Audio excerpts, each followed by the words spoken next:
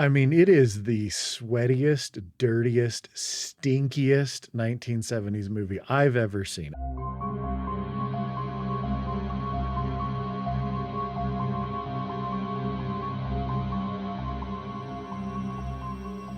Welcome back to the Middle of Culture. I'm one of your hosts, Eden. And I'm your other host, Peter. Peter, hello. It's the end of the summer. How's the weather? It cooled off for a little bit, and it was really, really nice. I mean, we had a few days that were in the 70s. It was delightful. It was down into the 50s at night, windows open. It was glorious. And now it's like 90 again, and it sucks. Oh boy. Yeah, How we about have you? been in the 70s. We've been in the 70s. It's been very nice. I did just see my little, running ticker on the bottom said cooler in 2 days. So I'm like, oh, tell me more. Sounds beautiful. Yeah, I guess Wednesday we're getting down into the 60s for a few days. So I'll God, take it. I'm so jealous. I'll take it. Although I do Anyway. want it, I would rather it be a little bit warmer just until the 13th of September, because I would like there to be no inclement weather for the upcoming wedding, since it is outside up the canyon. Fair. Anyway, what you been up to?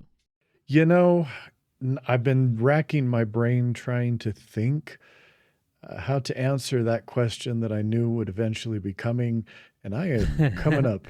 I'm coming up real short. I mean, Coming up, goose eggs. I'm trying to think. Maybe I do think I can say, since we last recorded, I did finish Donkey Kong Bonanza.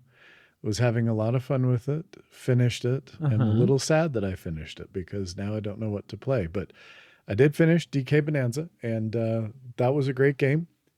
Went on a little longer than I thought. Didn't feel like it went on too long, and I thought that they had some really smart mechanics at the end. But it was one of those, I'd gotten home from work, and I thought to myself, you know what? Work sucks, and there's lots of bad shit that's going on there between some really stupid ass administration people who, I'll leave it at that. But I thought, I'm just going to play some Donkey Kong Bonanza. I'm at the end game. I'm in the final boss fight. I'm going to hurry and finish that out. And so I finished that out, and yeah, that was not even close to the final boss fight. There was quite a bit more of the game to play. But it was fun. So I finished Donkey Kong Bonanza. Because of all this other stuff that's going on in my life right now, I've put pause on Wind and Truth, just because it's not really a heavy book, but it's a little bit more heavy than what I feel like I can handle right now. We continue to plug away at Taskmaster. I will say Series 7, we sort of hate watched. We really didn't like any of the three guys who were on it. The two women were delightful. The three guys, one was just a jackass, one was rude, and the other was just super, super weird. And so we I think there was one day where we watched 3 episodes back to back because Liz was just like, we need to watch another one so we can be done with this series faster. So we're on Series 8, and Series 8 is a lot more fun. See, I would have just stopped watching 7 if it was that miserable. Just skip. It wasn't that miserable, but I don't know. So we're on Series 8 now. Series 8 contestants, much more enjoyable. We are having a good time watching that again. Good. But then I guess the only other thing, and music, it's been a little weak the last few weeks. The one thing that I had texted you about last Friday is a new Deftones album, Private Music. It's good. It's good. I mean, I'm not one of those people who think that the last 2, Ohms and Gore, were terrible. Apparently there are people who felt that way. I think that this feels like a fairly logical continuation of the sound that they were developing on those 2 albums. And so I think it's good. My only disappointment is, and this is maybe more of a me thing than an album, it's just not grabbing me. I mean, if I go, oh, maybe I want to listen to it, and I'll enjoy listening to it, but I don't find myself going, ooh, I want to listen to that album again. That was kind of how I felt about it too. I listened to it today because you texted me about it, and I was like, oh, the Deftones have a new one out. And I listened to it, and it wasn't bad. I had a fine time. But I was also talking with my friend at the comic shop about it today because I had it on while I was working at the comic shop listening to it. And afterwards we were talking and he was like, oh, I saw you were listening to the new Deftones. What'd you think about it? I was like, it's like fine. Like it's not bad, but Yeah. also they just peaked with Around the Fur because it was 1997 and it was awesome. And see, I'm one of the White Pony people who would say that was the peak.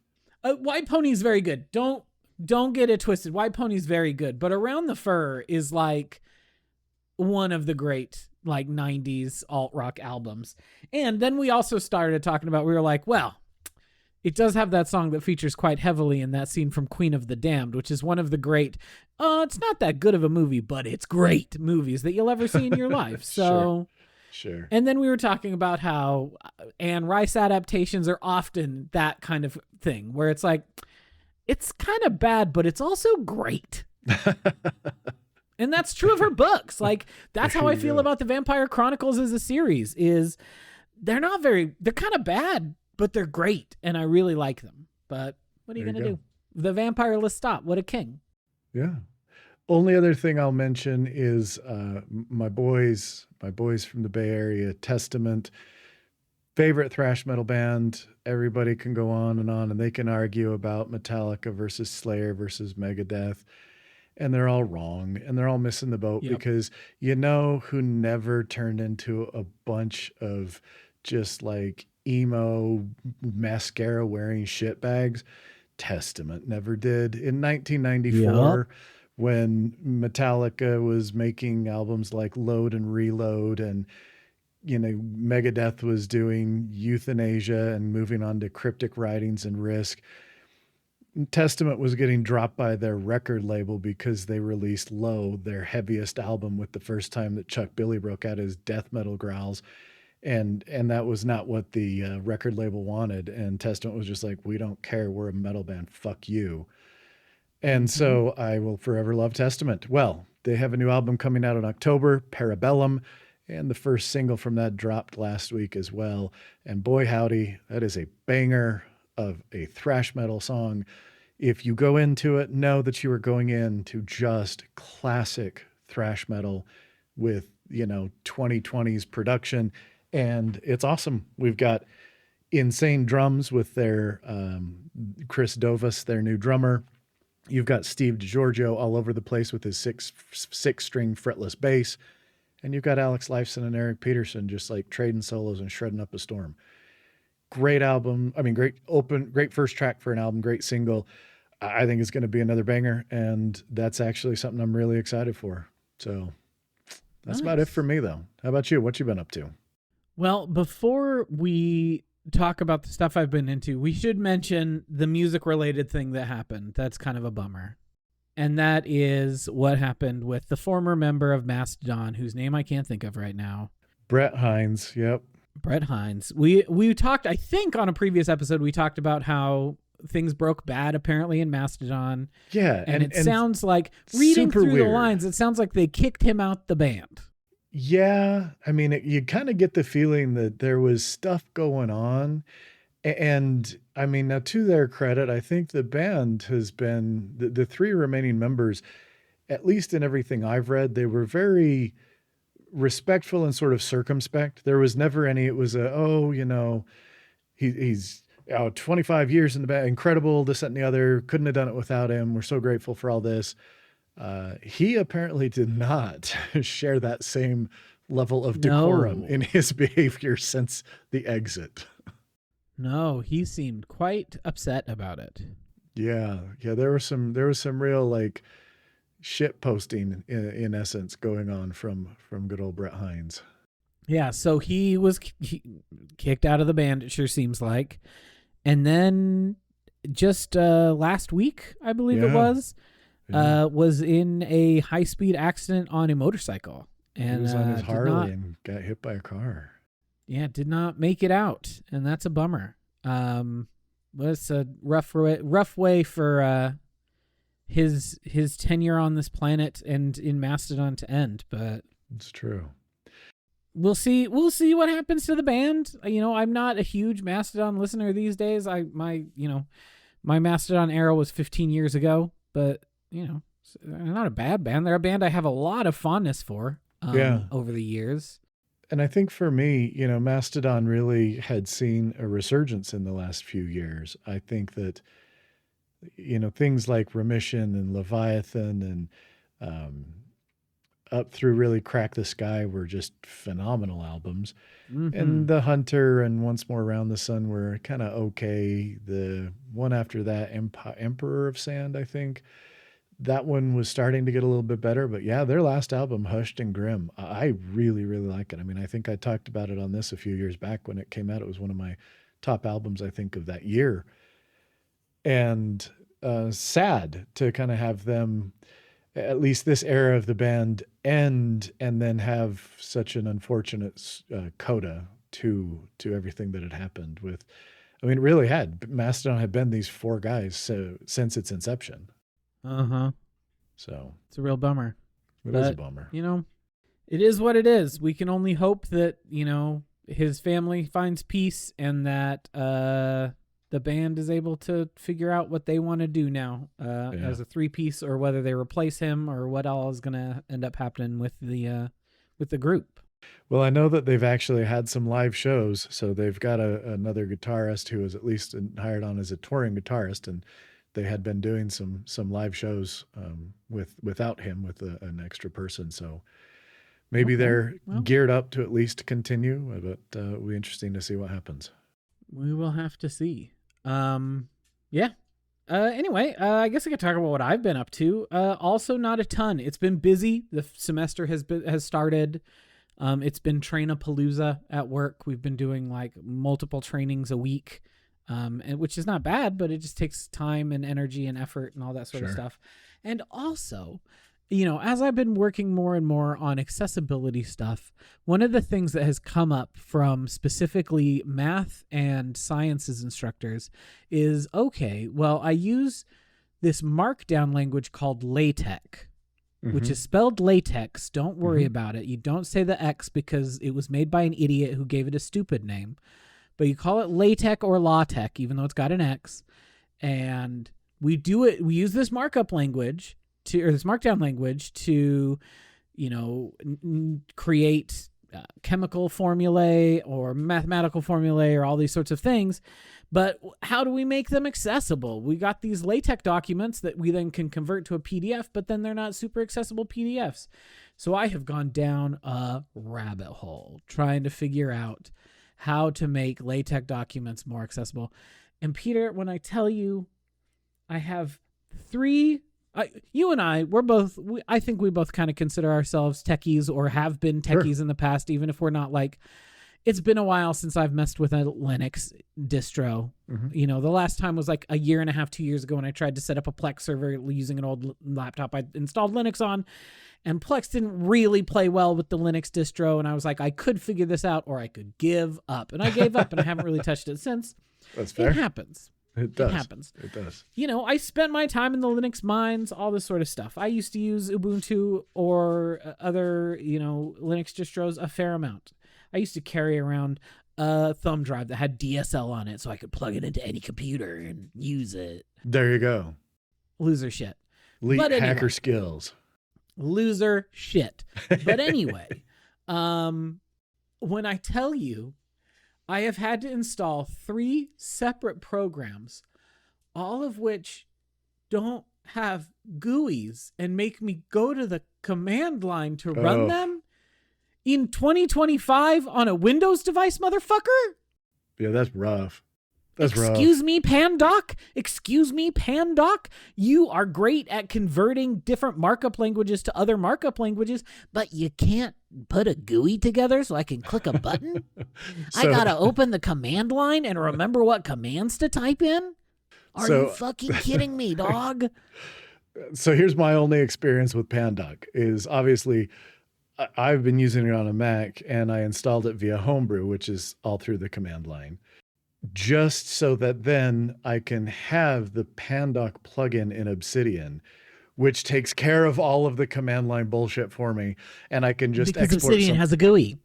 Correct, right. I can use Obsidian's GUI to access the Pandoc plugin. So all I had to do was set it up via Homebrew on the command line to make sure everything was good, and then I was like, "No, I'm good, thank you." I'm good.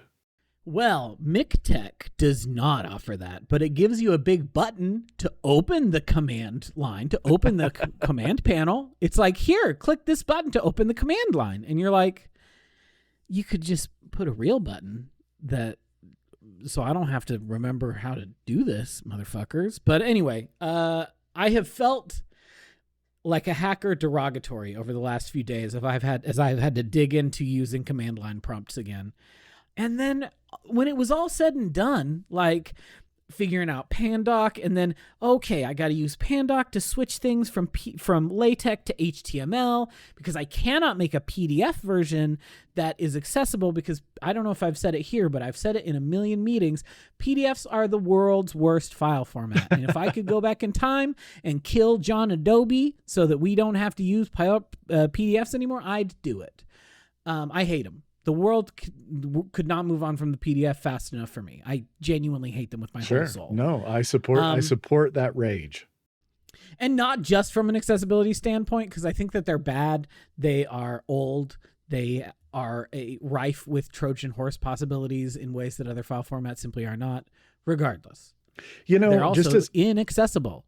As an aside, I would say that it really feels like, okay, I'm not a conspiracy theorist, but the fact that we're still using fucking PDFs in 2025 really makes me sit here and say, surely somebody has come up with a better alternative that is being buried somewhere. Like, the Adobe ninjas snuck in and assassinated these motherfuckers in their sleep or something, because why are we still using PDFs? Why? I'll tell you why. Bribery. Because they gave the government money in the 90s to keep the government on PDF. Because the government was going to move to doc for everything. And then Adobe paid them off.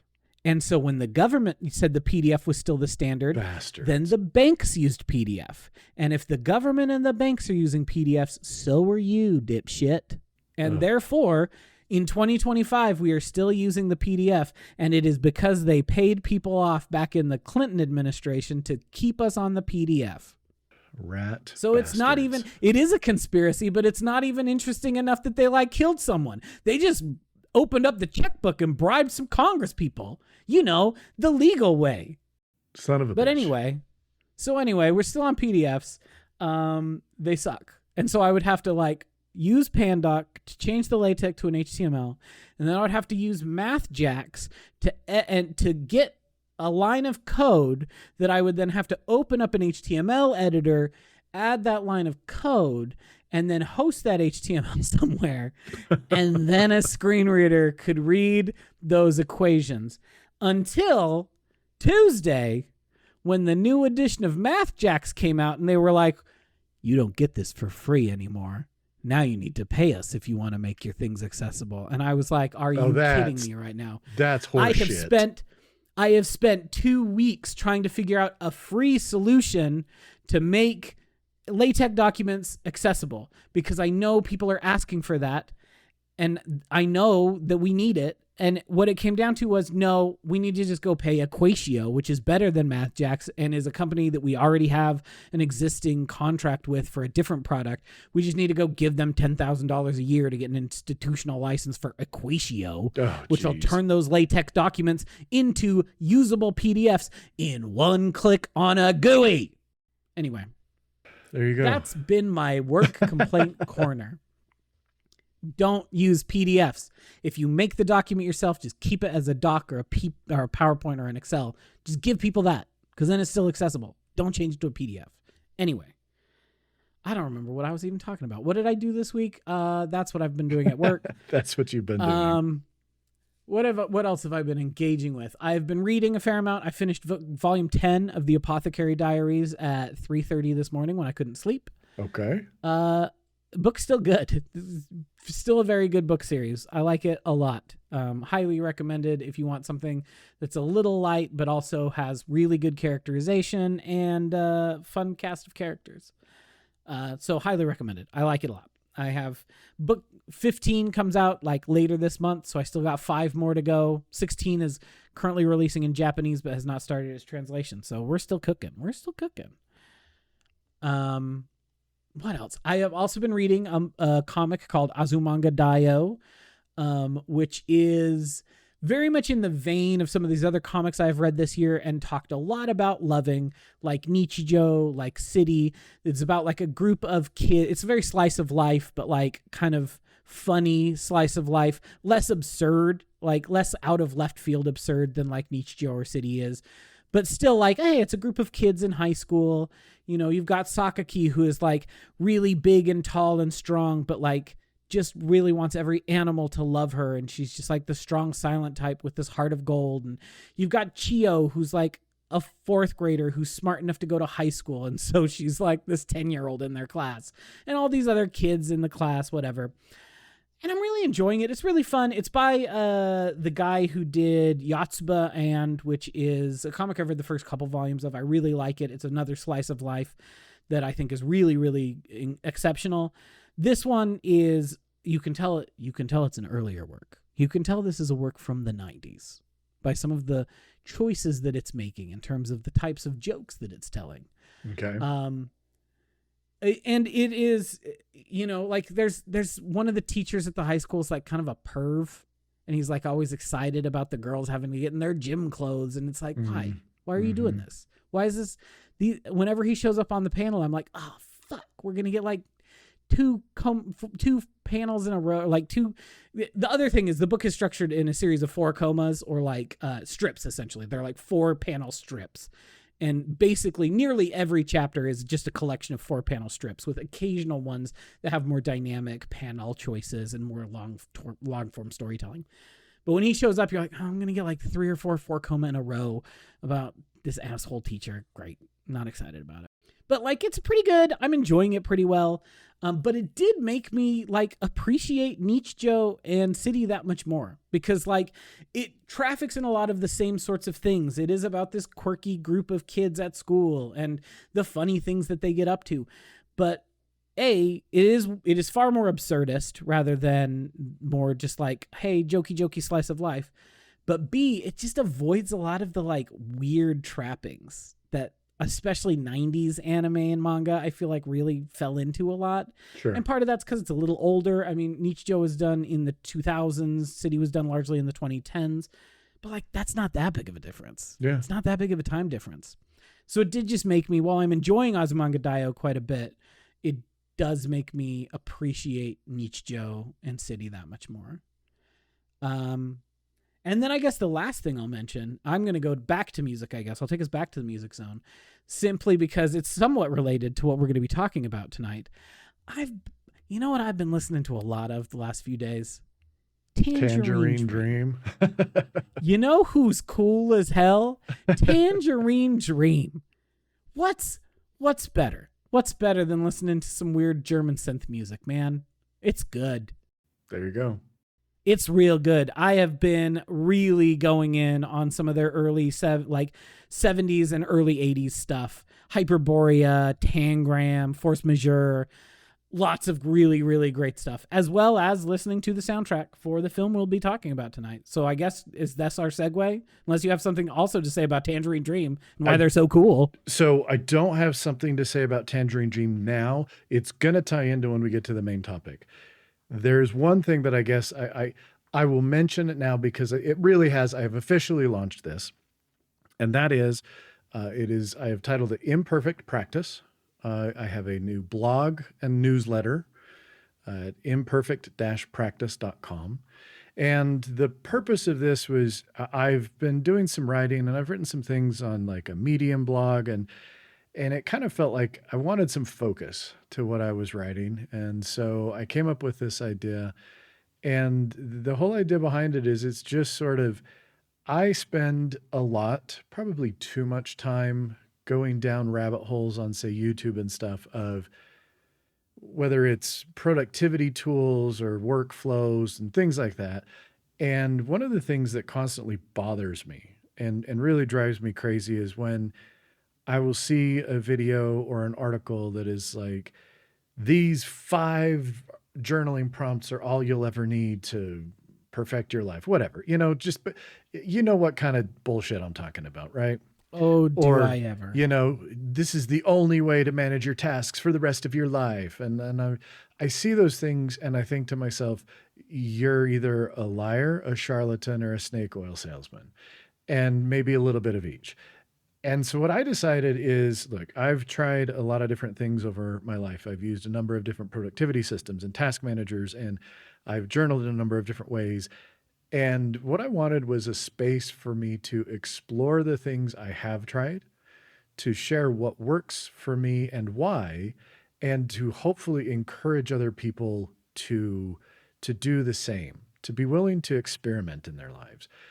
I had sort of a revelation when I first was reading the book Tiny Experiments by Anne-Laure Lecompte. And I kind of shared it on here, I think, when we talked about it, but it really was, I came to this understanding that a significant portion of the burnout that I've been feeling in my life is in part because of just the nature of my profession, in that, for obvious reasons, I can't really experiment. I can't do something and say, hey, let's try this. There's a 50-50 chance this is going to work. I kind of have to say, hey, here's what the guidelines have said we should do. And here's what the peer-reviewed, evidence stuff says we should do. And I think it was that inability to really express myself creatively. I mean, honestly, I realized, I think that that's part of the reason why I wanted to start this podcast, was just to try something new, try something different that, maybe it was going to suck and we weren't going to be able to do it. I think we've done a great job and we've been doing it for, over 2.5 years now. But, so that's what imperfect practice is. I actually realized the other day, we've been doing it for 3.5 years. Is it 3.5? It's 3.5. Jeez. Yeah. For some reason I was thinking it was less than that, but you are absolutely correct. So there we go. That's what I said. I said it when we were doing our wrap up year last year. I said best of 2 years, but it was 3. We've been doing this a long time. Look at that. Well, I'm excited to check out your new blog. Sounds fun. So there's a blog, like I say, and I'll put links in the show notes, imperfect-practice.com. There is a newsletter you can sign up for. I'm trying not to overwhelm. Basically what it is it's going to be 2 articles a week. There's one longer article that's about some topic that's been interesting me. The one that got published this morning was looking at just sort of my thoughts on e-ink and why I'm a fan of e-ink devices and some of the advantages I think that e-ink has. Then I do at the end of the week. And so tomorrow, the next one will go out, which is just sort of my week wrap up. It's a very short article that is some of the things that I enjoyed this last week or things that worked for me. And then kind of one thing that didn't work, because that's the other thing, is I want to be honest. I want to be transparent and not only talk about things that I find that work, but if I try something that doesn't work, then I want to talk about that. There is actually an accompanying new YouTube channel. One of the things I wanted to learn is I wanted to learn how to do more video editing. So I've started, there is a YouTube channel that has videos that it's not the exact same. I do rewrite. The way I go through is I write the article first as an article, and then I'll take it and I'll adapt it to like a video script and sort of cut it down and make it more streamlined, something that I think flows better on camera. And so I thought, I don't know, it would be fun for something that I wanted to try, something that I wanted to play around with. And if people want to check it out, that would be great. And I'd appreciate it. Very cool. All right, let's talk. The main event tonight. Dear listeners, it was one of those times where I was like, what's something that I've wanted to watch for a while? Because I know I didn't want to do something that was like too onerous, too time consuming. I was like, a movie, 2 hours, easy, Sure. Easy peasy, mac and cheesy, in and out. What's something I've wanted to watch for a while? And I was talking with some friends, and a movie came up, and I was like, I've never seen that movie before, but I've heard good things. It seems like a thing I would be into. It has a really it wasn't very popular when it came out. It didn't get really great critical reception at release, but has been really heavily reappraised and has gone from like kind of a cult classic to just like a film people talk about as like in the canon of films from this era. And so, dear listeners, I had Peter and I watch William Friedkin's 1977 film, Sorcerer. And I will be upfront, dear listeners. I chose this movie because I thought I would like it. Spoiler alert, it's great. It is a hell of a movie. It is 2 hours of just incredible cinema. But I was talking with Peter about it yesterday. He texted me. He was like, I haven't gotten to the movie yet. I'm going to get to it tonight. We can record tomorrow. And I was like, cool, that's great. I'm going to warn you up front. I really liked this movie, and I don't think you're going to like it. So I told him that before he got to it. I also told him to go in blind. I told him to not look up anything about the film. I said, have you ever heard of the movie Sorcerer? And he said, no. And I said, don't look up anything. That's what we're watching. But then as I was thinking about it, I was like, there's a certain world-weary nihilism to this film that I know Peter likes when it comes to other things. You love a good metal album that's about how the world sucks. And it's never getting any better. Oh, totally. And that is essentially the thesis of the movie Sorcerer. And so I thought, well, I think there's a 60-40 chance that maybe he was like, this is a pretty good and brutal movie about the nihilism of everyday life. So, Peter, how did you find the movie Sorcerer? This is a heavy movie. It's real heavy movie. This is a movie that is a little bit too heavy for where I'm at personally right now, but fair. But let me tell you something. You asked if I was familiar with this movie, and I said no. I am a lying son of a bitch. I had not seen this movie, but as I am watching this movie, let me tell you, the movie Sorcerer from 1977 ends in an absolute fever dream. But it's so good. But it started with my own personal fever dream. I am watching this movie and I am hearing the Tangerine Dream soundtrack, and I am like, okay, there is some other movie that's the exact same story that had a Tangerine Dream soundtrack. There must have been. What was this? And I started digging into it. I paused the movie and I'm digging into it, and I'm like, no, it is this movie. When I was but a wee little lad, my cousin Jeff, his dad Mike, had the soundtrack to this movie on vinyl. And I used to listen to this when I was at Jeff's house during the summer while our mom was at work. And I remember being so fascinated by this concept of these rickety old trucks driving across this shoddy ass bridge full of dynamite that's going to blow up if they bounce. And I wanted to see this movie so bad, but I never did. But I've known about this movie since I was like 5 years old, and I've wanted to watch it ever since I learned about it.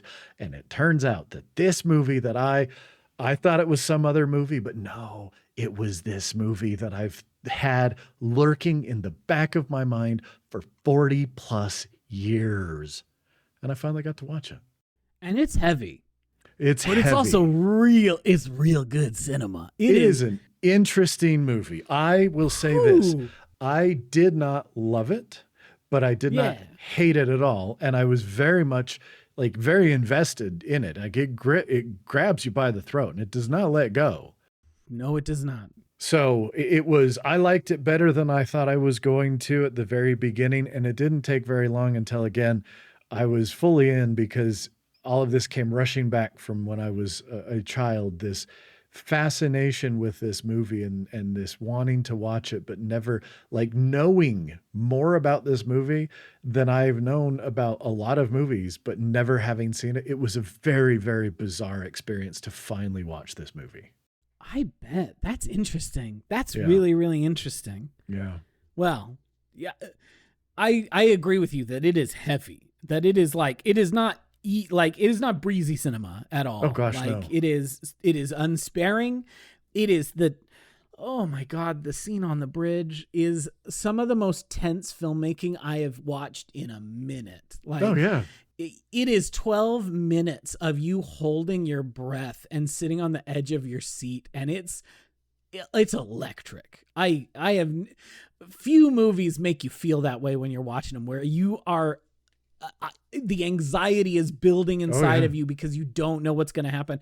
And the way that it leaves it kind of ambiguous during certain parts of it, especially the very end of that scene where you're like, did they did that truck make it or not? Mm-hmm. Which we'll get into as I do a plot breakdown of the film. But it was one of those ones that I was as delighted as I'd hoped that I would be when I picked it. So I'm glad that you also like found value in watching it, and you weren't just like, that was a pretty big bummer, Eden.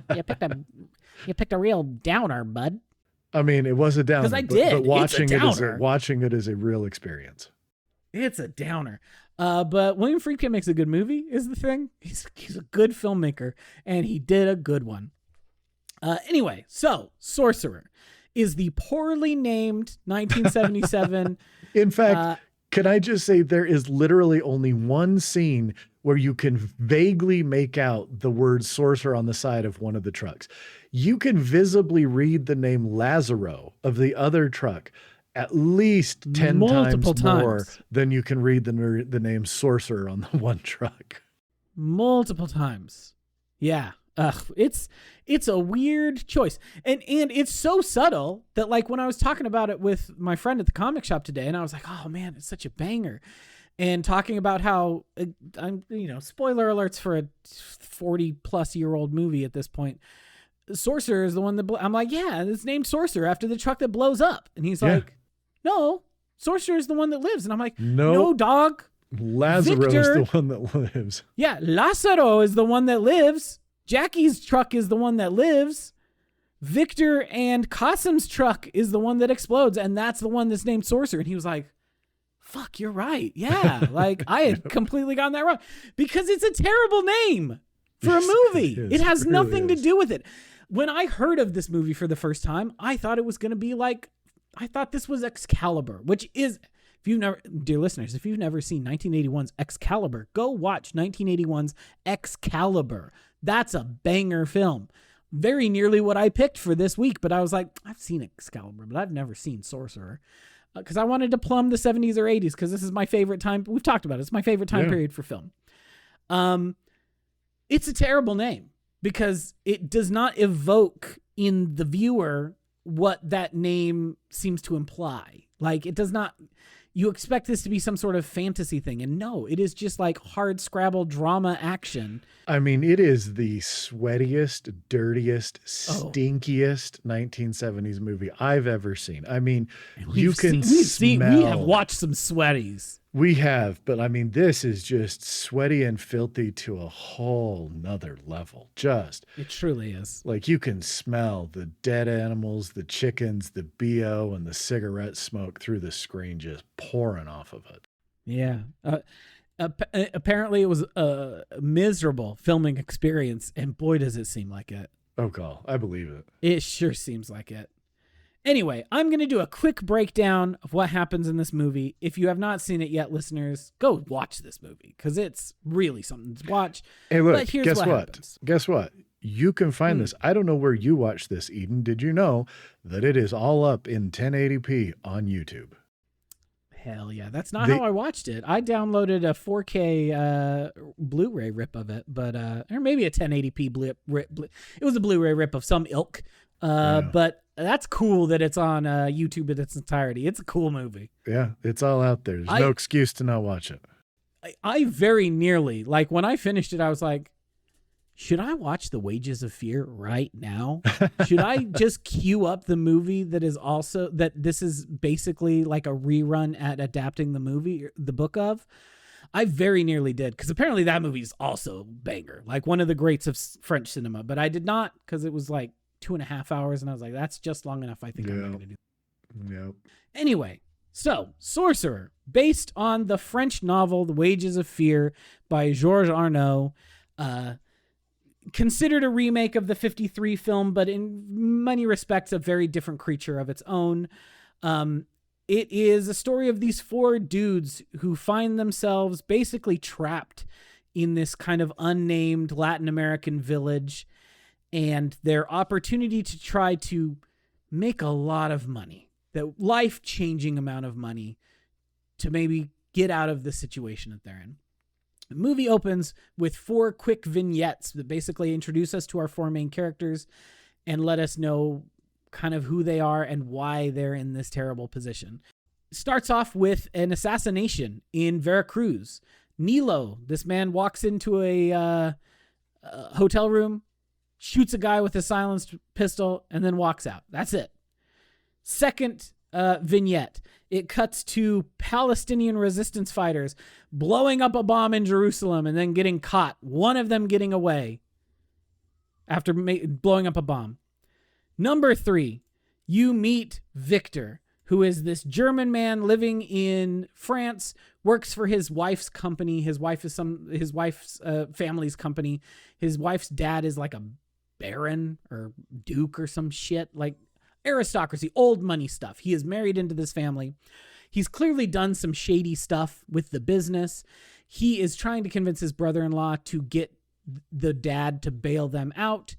The brother-in-law is like, he's not gonna. They're trying to get this all figured out over the course. They've got 24 hours from the like government people or whatever. The brother shows up. He's like, I talked to my dad. He's not going to do anything. He's like, go talk to your dad again. And so the brother then goes to his car and commits suicide in the car, just in the parking lot of the restaurant where, Victor is having lunch with his wife. And so he goes back in, tells the maitre d' to tell his wife he had a business call, and just starts trucking it down the road. And that is the last we see of Victor for a fair amount of time. And then we cut to Jackie, who is a dude from the Irish mob who hits a Catholic church that is allied with the Italian mob for bingo money. It goes poorly because one of the dudes shoots one of the priests who's back there counting money, who happens to be the priest brother of the mob boss. They get in a car wreck as they're driving away, like a really catastrophic car wreck where Jackie is the only survivor. He escapes. He meets up with one of his friends, and his friend is like, yo, that priest is the brother of the mob boss, so you got to get out of here. And basically tells him to go to Baltimore, go to the pier, tell them your name, talk to this person, don't say my name. We never spoke and we'll never speak again. And then it opens on them in this village called Porvenir, somewhere in Central America, South America. It's mostly filmed in the Dominican Republic, but it's really loosey-goosey. It seems like Central America because they keep talking about going to Managua, which is in Nicaragua. That's true. I just assumed Central America because probably Managua came up. Nicaragua or El Salvador, somewhere in there. Basically, they are all 3 of these dudes, not Nilo, he's not there yet, but Jackie and Victor and Qasim are all working as day laborers, barely scraping by. This is a town you can only get into and out of basically by plane, but that means you got to afford a plane ticket, and none of them are making enough money to afford a plane ticket. All of them have fake documentation because this is the 70s, and apparently you could do that a lot easier. So the 3 of them are working, trying to make ends meet, trying to raise enough money to do anything that is not just day labor. They eventually start meeting up with this other guy he's a German dude going under the name Marquez. It's fairly loosely implied that maybe he's a Nazi who's on the run because he's an older German guy in the 70s. So we can put pieces together here. There is a big U.S. conglomerate that is drilling for oil, and they have a huge fire at one of their oil drills. And so they need to get dynamite to that oil well to put out the fire. Cause apparently that's how it works. I don't know. All I remember is when the whole Kuwait thing went off back in the 90s and there were oil wells there that were going up, that was the idea, that if you create a big enough explosion right where it's burning, that it'll pull the oxygen away and stop the flame, I think is what it is. Regardless, they need to blow up the fire at the oil well, but this company was lazy because it's an American multinational who's like doing things shadily in Central America somewhere, and they didn't store the dynamite well, so it's leaching nitroglycerin. So it is extremely liable to very, very unstable. But the guy who runs this oil well is like, is there any way that we can, put off like getting some new stuff here? And the guys who run the company are like, look, you get it out, you start this well up again, or we shut you down and we all go home. So he's like, well, we're not going to do that. they explore different options for ways to get the nitroglycerin leaching dynamite. The only way that they can figure is if they get some big trucks, load 3 boxes in each truck that are like, carefully placed in sand so that they won't move too much, and then drive the 218 miles from where the dynamite was stored to where the oil well is. They put out a call in the town to find drivers. All our main characters are the 4 people who are good enough drivers to make it. Jackie, Victor, Marquez, and Qasim. During this time, Nilo has shown up, and he's like dressed better than everyone else in town. He seems like he has money. It's kind of weird. No one can figure out who he is or why he's there. Quick question. Do we know why? Because that was never clear to me. Okay. No, it is not clear, especially in the American cut. Apparently, I did a fair amount of reading about this. The international cut, specifically the German cut, there's like 15 extra minutes. So it's a half an hour shorter, but there's 15 minutes of footage that is not in the theatrical cut, which is weird. It's very weird. It sounds like a much worse cut of the film, much less interesting. But in this, Nilo kind of apparently explains why he's there, but those are scenes that clearly Friedkin didn't want in the final film, and that one of the post hoc editors making the German edited version added back in, which really is just interesting to me how much of a movie is built in the edit bay. But anyway, we never find out why Nilo's there or what he's doing. But at the last second, as they're getting ready to depart, Marquez is dead. And so the guy from the oil company is like, well, we got to call the cops here. And Jackie is like, no, we need 4 drivers. This guy's here. I'm just going to take this guy, because he was like one of the other folks who drove for it. Even though they all know he killed Marquez. But whatever. They take him with. So they split into 2 trucks there was some very cool scenes of them assembling these trucks from basic like parts of other trucks. These are like old 50s trucks that they're building together from bits and pieces. One of them has Lázaro painted across the front of it. As we said, that is the one that Jackie and Nilo are going to be driving. The other one that they will be going 15 minutes behind them, the one that Victor and Qasim are driving, says Sorcerer underneath the doors on either side. They load the dynamite in, and they go on their way. That's a really, go ahead. I think there are a lot of things that are very effective in this movie at building the tension. And this scene is one of those, because you can see them painstakingly. They've got each box, and they've got this little sling of rope hooked up, and then they're hanging it. And instead of just carrying it from the hut they're in to the trucks, they then like kind of pull it on this pulley system so that it's less likely to bump something that's going to jostle it enough. So I thought I wanted to bring that up because, again, it was a really cool moment of it's building the tension of how precarious this situation is. It also, at other points when you see the trucks bouncing around, you're like, well, then how are they not all exploding? But whatever, willing suspension of disbelief to a certain degree. Absolutely. They get on their way. There is a bunch of nasty things that happen. There's a very tense scene where Victor and Qasim's truck is going along this like kind of corner bridge built out of wood, and it's very, very tense. One of the beams breaks, so one of the front tires goes through it, but they're able to like push up and keep going, and the dually wheels on the back don't then fall into the same hole. They're able to barely make it. There's a really weird scene where there are some indigenous folks like running along. There's this one particular indigenous dude. Apparently this is like a really pivotal scene in both the book and the French film Wages of Fear. So that is why it's there, but I didn't understand that scene at all. Like, why is he running in front of them and like kind of acting like a weird fae spirit sort of thing? And then just like sits down and laughs as they continue driving. It's weird. But then we get to the big like set piece, the thing that cost 1/5 of the budget of the movie and most of the shooting time, which is this, as I said, 12-minute scene where there's this terrible torrential downpour. They are on this fairly narrow road that's down this big hill. They get to the bottom, and then there's a wooden and rope suspension bridge. And I think it's that they have to drive. I think it's important to note that before this, we'd had a scene where the road forks.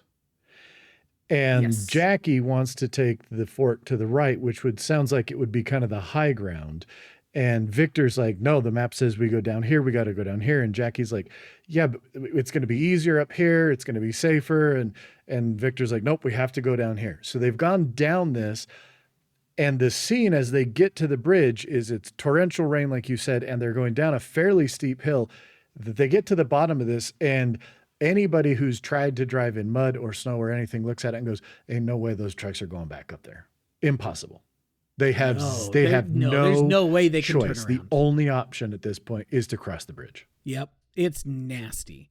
And so they do, in one of the most harrowing scenes you'll see in a minute, both of them are able to make it across the bridge. Both of them, what they've had to do is one person is driving the truck while the other person is basically walking across the bridge to try to guide them, because there are parts where the tires would go where it's a bit thicker. And so hopefully they'll make it there. The bridge is rickety, and apparently in real life those trucks fell off that bridge multiple times during the filming of those shots. Those trucks went in that water a lot of times apparently. Also, this was a fun thing to find out. Almost all the driving was done by the actual actors. That's wild. They had stunt cast, like stunt crew for this film that did nothing. Because in those scenes where it is the actor directing the other actor to drive across the bridge, that was the actual actor directing the other actor to drive across an actual bridge.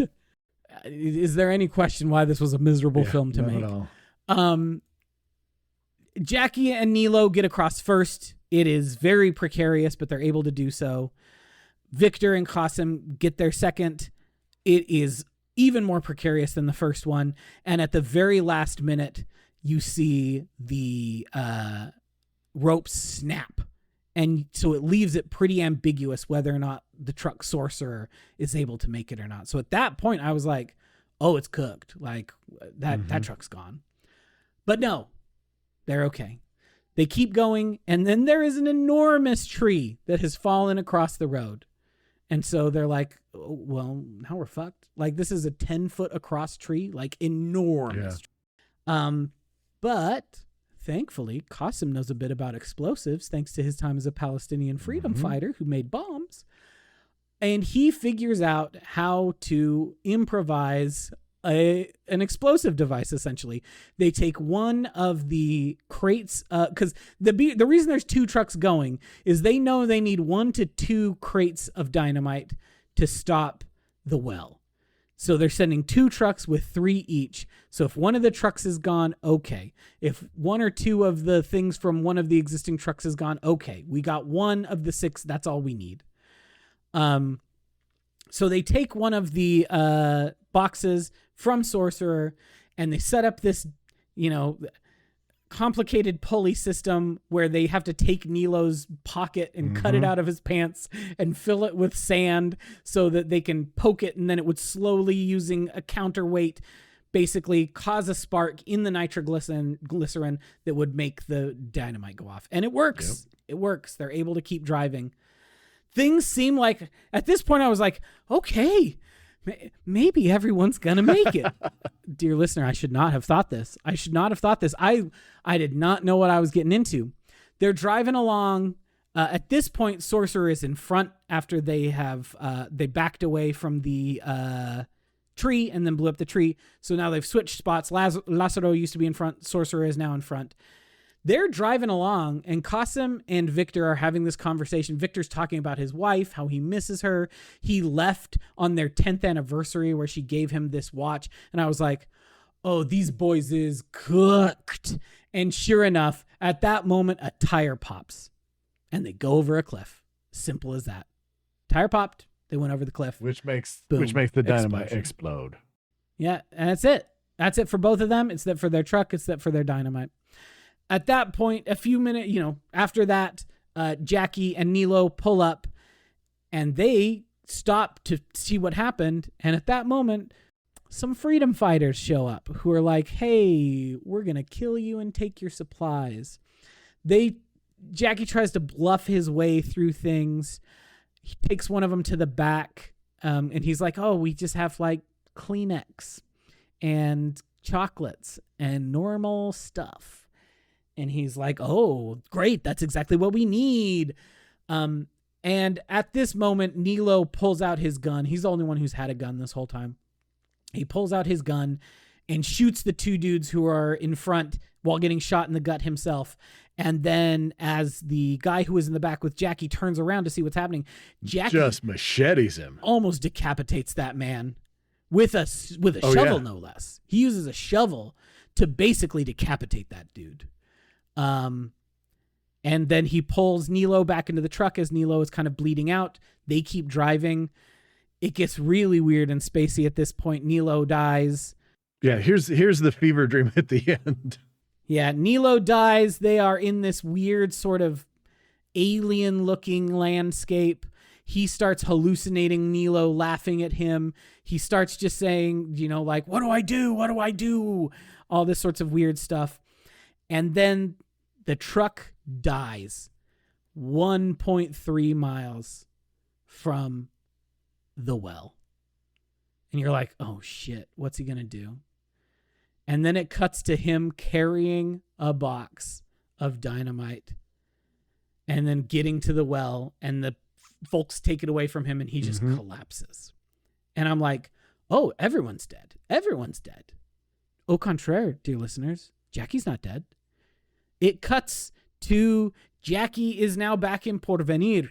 He's given a Colombian passport. He's dressed sharp so that he can look official and he can leave the country. He's dressed sharp. He's still beat to hell. Like, he's covered with bruises and cuts and stuff, but he's dressed sharply.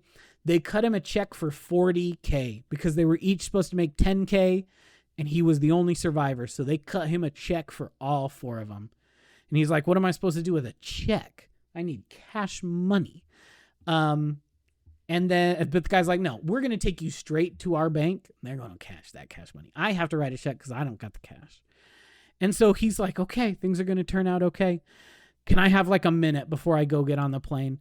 And the oil guy's like, the plane's waiting for you, bud. You're the big ticket roller. He goes and he asks the lady who'd worked in the bar there to dance with him. And at this moment, it zooms out. A car pulls up. And out comes his friend who told him to come to this place, as well as the hitman from the Italian mobster, who both unholster their guns and walk into the bar. Cut to black. The end. Credits start. Whew, this movie was a lot, Peter. Like I say, this is a heavy movie. It's just so like nihilistic about things, and so unsparingly and unsympathetically so. Like, sometimes when a thing is nihilistic, it like really digs into how does that make you feel? Like, how does the nihilism of the situation like weigh on you as a person? This is just like unsympathetically like nobody makes it out alive, man. No one makes it out. Everyone dies. Which, like, we all know is true. Everyone does die. Ain't nobody. That dude who swaps out his kid's blood is not going to live any longer than the rest of us. But, like, it's just bleak. It's just really, really bleak. But also just an incredible film to look at. Yeah. It's interesting because it is, at moments, both this incredibly lush, beautiful film, alternating with this incredibly, just like I said, grimy, filthy, sweaty, ugly film. And it's a fascinating juxtaposition between them going through these parts of this beautiful jungle, but then other times, when it's so overcast and torrential downpour and everything, what just a scene before seemed like this beautiful, lush, green, vibrant, lovely place now seems like such a sinister, imposing, oppressive place for them to be in. And I think that was one of the things that was most effectively done, is the way that Friedkin so effectively makes the environment another enemy in the movie, you know? Mhm. And just like that Yeah. tree, they get to the tree and uh, what's his name now? Schreider's character's name, which Jackie. There we go. Jackie. Thank you. Jackie loses it and like grabs machete and throws it to Nilo, and he's like, "Come on!" And Nilo's like, "We're not cutting through that." And he's like, "Well, if we cut," I think at one point he's like, "We just got to cut down 8 trees and we can make it around." It's 8 trees. It's only 8 and he's trees. just like in the swamp up to almost his neck, still arm flailing in the air as he's hacking at little twigs and stuff like that. And the other truck at this point has caught up to him, and they're just like looking at him like, dude, you done lost it.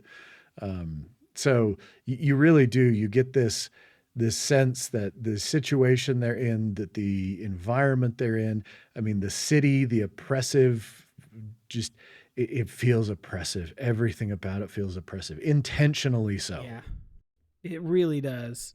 In talking about, so again, we talked about it's not a good title, although it is better than the working title, which was Ballbreaker, which it was. It was that, but that's also a terrible name for this film. But yeah, so they changed it to Sorcerer, and Friedkin, this is what he said about it. The Sorcerer is an evil wizard, and in this case, the evil wizard is fate. The fact that somebody can walk out of their front door and a hurricane can take them away, an earthquake or something falling through the roof, and the idea that we don't really have control over our own fates, neither our births nor our deaths, it's something that has haunted me since I was intelligent enough to contemplate something like it. So yeah, that's rough. That's rough. What are other things you want to mention about this film? Anything else? Because I think it's worth talking, once we're done talking about the film itself, it's worth talking about the cultural legacy of this film and what happened to Sorcerer. I just think it's interesting. It's one of these, as I was reading and seeing what the original budget was and what it ballooned up to, you can see why. I mean, some of these scenes, it's not surprising. I mean, I remember thinking to myself as I was watching this, that these are some real good explosions. I mean, we've got the explosion at the very beginning. We've got the explosion when the oil well goes up. We've got, I mean, there's some nice destruction in this movie. Some very effective, very extravagant looking destruction.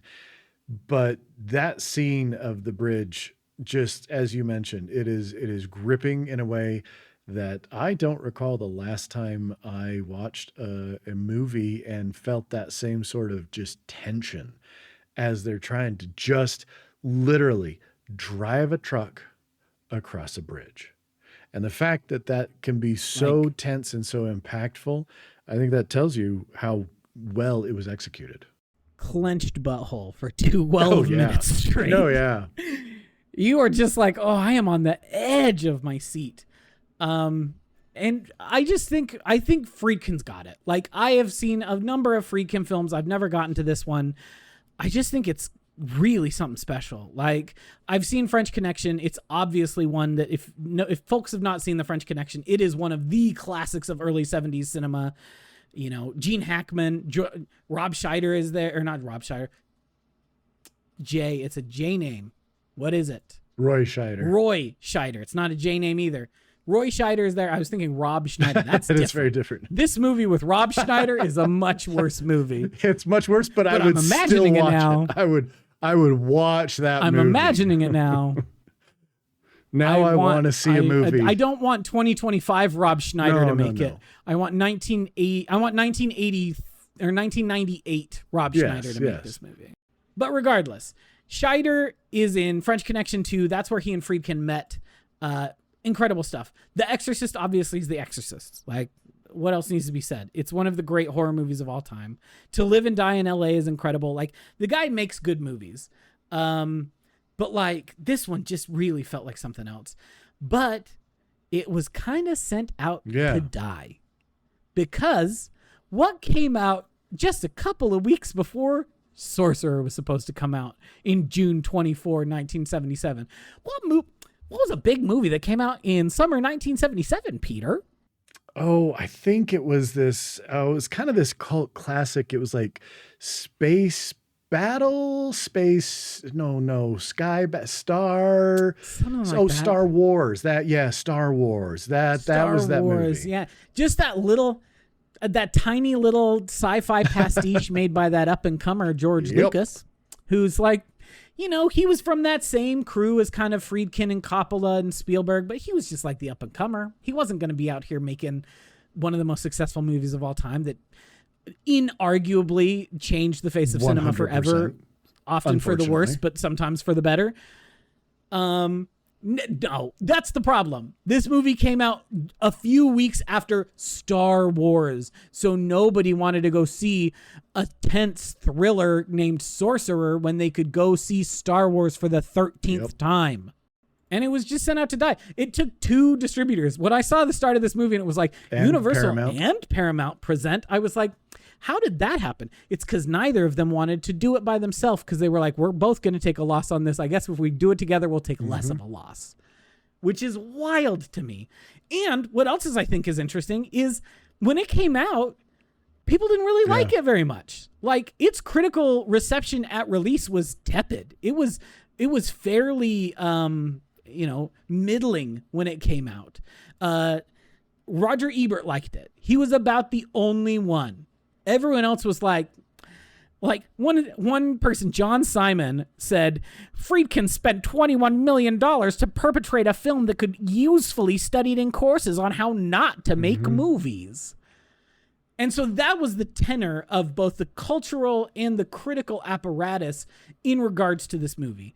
It was seen as a huge failure. It was following up on his 2 very successful films, and then it was like, maybe you only had 2 good films in you, Bill. Like, you ain't got it this time. But that has slowly but surely changed its way around, because many of those exact people who were like, I said this movie was bad, I was wrong, dog. When I watched this in 2001, I'm like, holy shit, what a movie. And so it has been really interesting for this movie to find like a place culturally and to figure out what this movie is going to be in terms of its cultural longevity and understanding as part of the cinematic canon. Because I think it deserves it. I think it's really, really solid. And I think that it's wild to think that it just works this well. And like, part of that comes down to the editing. I think it's extremely well edited. Like, there's no time wasted. It doesn't ever feel like there's like flabby scenes. Like, everything just feels really tautly put together. Yeah. And again, the soundtrack is killer. It is one of Tangerine Dream's best soundtracks, and they put out a lot of good soundtracks. Let me tell you, folks, you want to pick a soundtrack they did, it's good. Like, I'm not kidding. They're incredible songwriters, incredible composers, and it just fits this like kind of weird haunted vibe that just is this undercurrent of the entire thing, because it has these weird kind of spacey synths that, you know, I could see a version of this film that had a full orchestral score. And I was going to say it would be weaker because it doesn't hit as hard, because it's not as alienating. I think, and again, it's early synth, so it feels weird and it sounds fuzzy and it alienates you as a listener. And I think it works very, very well for the movie. Yeah. Honestly, I'm so glad that we watched it. I'm glad that you indulged me, because I had a hell of a time. Very interesting. I thought it was an absolute hell of a movie to watch, start to finish. And again, I am going to go download Wages of Fear, the 53 French movie, and get to it at some point, because I got to see what's the movie that when this one came out, people were like, well, it's not as good as the original. I got to see what the original is then. No, Any final thoughts before we wrap up here? I don't think so, other than, like I say, it was a fascinating experience to finally watch this movie that I had not realized had been bouncing around in the back of my mind for, again, over 40 years. Yeah. Well, now you've seen it. Now you can say you have seen box office bomb. That's right. Sorcerer. All right, dear listeners, we are going to take off now.